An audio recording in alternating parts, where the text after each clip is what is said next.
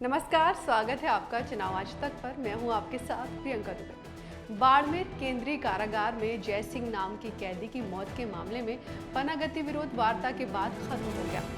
वार्ता में बनी सहमति के मुताबिक जेलर को सस्पेंड करने और डॉक्टर को एपीओ कराने का फैसला लिया गया। इसके बाद जेल के बाहर 2 दिनों से चल रहा धरना खत्म हो गया। रविंद्र सिंह भाटी इस दौरान राजनीतिक तौर पर काफी सक्रिय रहे। उन्होंने धरना स्थल पर धरना दिया। इस पूरे प्रकरण के बाद रविंद्र भाटी ने कहा कि जेल का सिस्टम काफी खराब है, क्षमता से 2 गुने कैदी ठूंस कर भरे गए हैं और इस बारे में फौरन कदम उठाने की दरकार है। आइए पहले सुन लेते हैं कि उन्होंने क्या कुछ कहा। बात है कि ये लड़ाई जो है व्यवस्था परिवर्तन की लड़ाई है। सब कोई भी आदमी है वो मनक है, आरोपी है कोनी है, चाहे वो कोई भी जाति रो, कोई भी धर्म रो, क्या नहीं है, ये तय करने वाली न्यायपालिका है। पर जाहिर सी बात है कि वो फंडामेंटल राइट है, वो राइट ब्रीच नहीं होना चाहिए। तो ये वास्ते व्यवस्था परिवर्तन एक जो लड़ाई थी, जाहिर सी बात है कि आज प्रशासन भी संवेदनशीलता दिखाई। हूँ ये वास्ते प्रशासन ना धन्यवाद देना चाहूँ। पर हूँ आशा करा आने वाला टाइम रे मीना केरे घर रो चिराग यहाँ नहीं बुझे। प्रशासन थोड़ा एक्टिवली तमाम लोगों की तरफ ध्यान दे और संवेदनशील रहे। वो भी मनक है, उमर भी परिवार वाला है, थोड़ा उमर बारे में ना भी सोचे।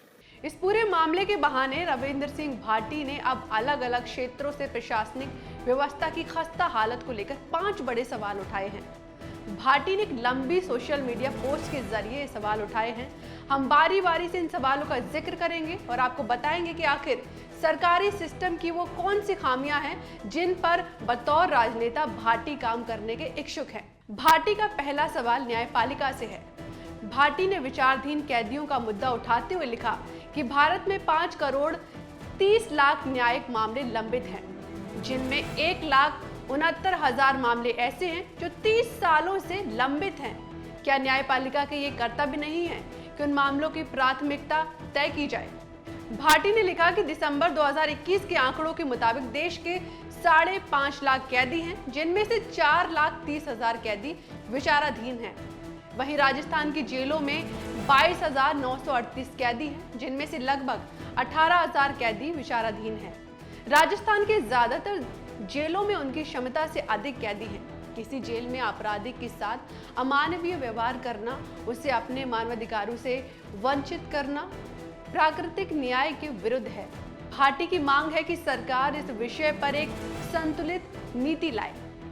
साथ ही भाटी ने लिखा कि एक विचाराधीन कैदी को चिकन पॉक्स जैसी बीमारी होती है। 10 दिन तक उसका कोई संज्ञान नहीं लिया जाता।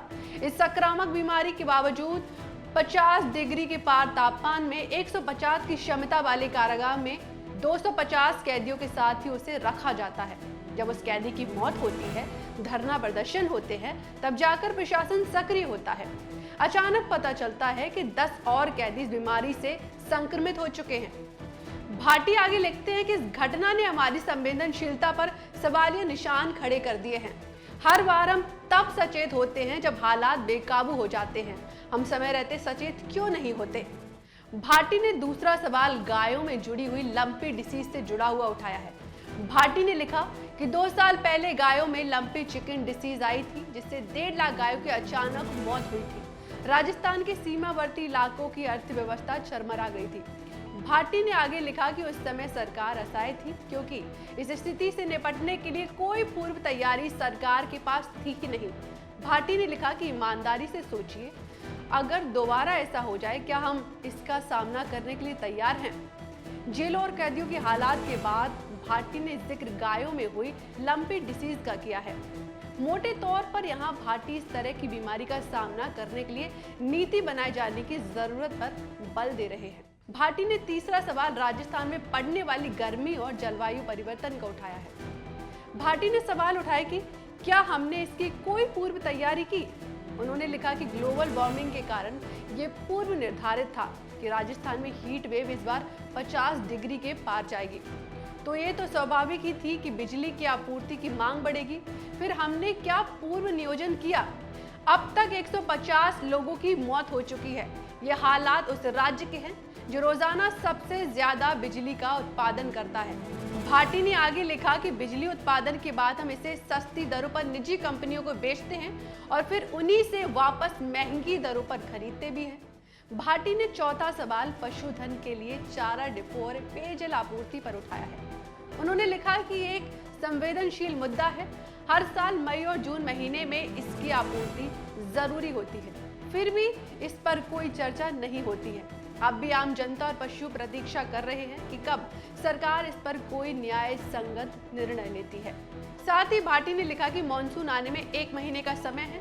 आज जल संकट की वजह से दिक्कत है तो महीने भर बाद जल भराव से तबाही होती है। ये हर साल होता है, तो क्या कोई योजना नहीं बनाई जा सकती कि क्या मॉनसून में पानी व्यर्थ ना हो, परंपरागत जल स्रोतों का संरक्षण हो, उनको भरा जाए ताकि आने वाली गर्मियों में गांव प्यासे ना रहे। भाटी ने 5वां और अंतिम सवाल फसलों पर टिड्डी दल के हमलों का उठाया है। भाटी ने लिखा कि जब फसलें अपनी चरम अवस्था में होती हैं, तब यहाँ टिड्डी दल हमला करता है, तब जाकर हम सचेत होते हैं। ये हर 3 साल की समस्या है। भाटी ने लिखा कि क्या हम इसका कोई समय रहते कोई स्थायी समाधान नहीं निकाल सकते ताकि ऐसा दोबारा ना हो। अगर इस साल भी ऐसा हुआ तो ठीक 3 महीने बाद हमें टिड्डियों के हमले का सामना करना पड़ेगा। क्या हमारे पास अभी से उससे निपटने की कोई योजना है? आगे भाटी कहते हैं कि हम परिस्थितियों को कब तक भगवान भरोसे छोड़ते रहेंगे? क्या हम आपदा के आने से पहले समाधान नहीं निकाल सकते? आज हम अग्रणी राजस्थान, समृद्ध राजस्थान और विकसित राजस्थान जैसे मिशन को लेकर चल रहे हैं। सवाल यह है कि हमारे पास इस मिशन के लिए क्या कोई रोड मैप है? सवाल यह है कि हर बार आग लगने पर ही कुआं खोदने की याद क्यों आती है? जाहिर है भाटी द्वारा उठाए गए सवाल महत्वपूर्ण हैं और कम उम्र में उनकी राजनीतिक परिपक्वता की ओर इशारा करते हैं।